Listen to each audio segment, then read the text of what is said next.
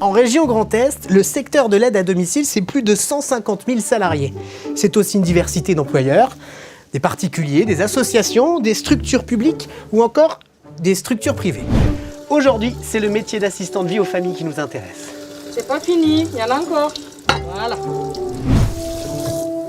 Ces professionnels de l'aide à domicile sont formés pour s'occuper des plus jeunes comme des plus âgés, voire de personnes blessées ou handicapées.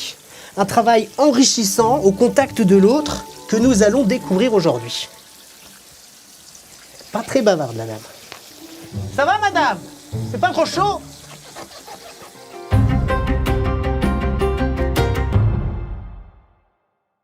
Dans une vingtaine d'années, les personnes âgées pourraient représenter un tiers de la population dans le Grand Est. L'aide à domicile est un secteur en pleine expansion avec des besoins croissants de main-d'œuvre aux compétences multiples. Accompagner, aider et assister des publics divers dans leurs gestes du quotidien.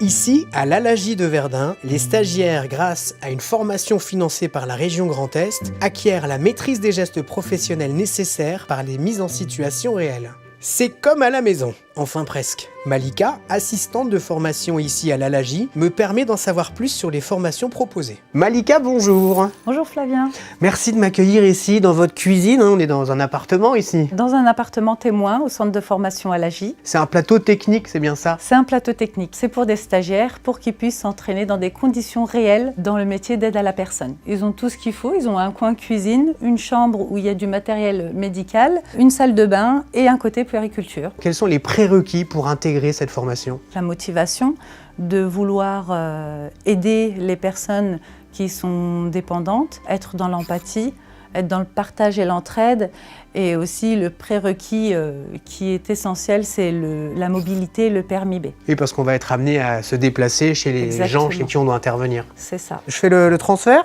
Oui, je me couche? Bah oui. Alors là, je vais vous installer assis, en position assise. Ok, Je vais je vous fasse croiser quoi? les jambes, vous laissez faire. ok, Vous allez juste m'écouter. oui, Donc là, vous allez m'attraper le bras. là. Notre but, en fait, est de laisser les personnes âgées le plus longtemps possible à leur domicile et être là pour leur donner un minimum d'autonomie. Et alors, qu'est-ce qu'on apprend exactement comme geste à faire et à mettre en place? Alors, on a des gestes techniques, bien sûr, avec tout le matériel que nous pouvons avoir à disposition, donc des lève-personnes, des verticalisateurs, des fauteuils roulants, un lit médicalisé, donc on apprend bien sûr à lever le lit, déplacer la personne du lit, à la chaise percée, au fauteuil roulant. Les gestes quotidiens, l'aide à la toilette, les promenades, les courses. On effectue aussi des stages en entreprise, donc on a eu 2 stages en entreprise de 3 semaines. Donc moi, je les ai fait à la DMR, donc l'aide à domicile en milieu rural. Et là, on a un petit stage de 2 semaines à faire pour la petite enfance. Et alors, est-ce que c'est une formation qui va vous permettre de trouver un emploi juste après? Oui, alors moi, il faut savoir que je suis déjà actuellement sur le marché du travail. Je fais des remplacements pour la DMR et j'ai déjà un CDI à la fin de mon diplôme. Ah oui, donc c'est déjà Ah oui, il y a tout beaucoup d'emplois dans ce métier-là. J'ai l'impression de sortir de soirée.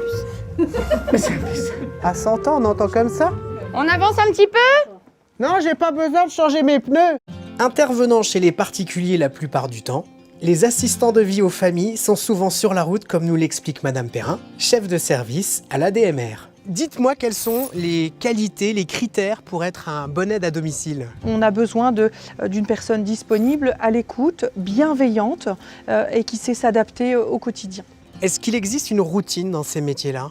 Alors non, ce n'est pas un métier de routine puisqu'effectivement, de nombreux clients sont pris en charge sur une journée. Le matin est essentiellement ciblé sur de l'aide humaine. Sur le temps de midi également de l'aide à la personne, aide au repas, d'échanges, des accompagnements aux toilettes. Le temps d'après-midi, c'est du temps qui est dédié plutôt aux travaux ménagers, du temps d'accompagnement, de vie sociale, des rendez-vous médicaux.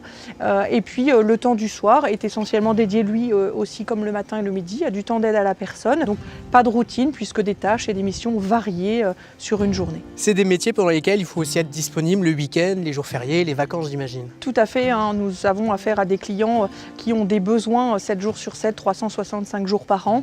Donc les futurs recrues doivent pouvoir être disponibles effectivement sur ce temps de week-end. Hein. Donc la moyenne de travail est un week-end sur 2. Accompagner, aider, à mon tour de donner un coup de main. Allez, on y va, Elodie.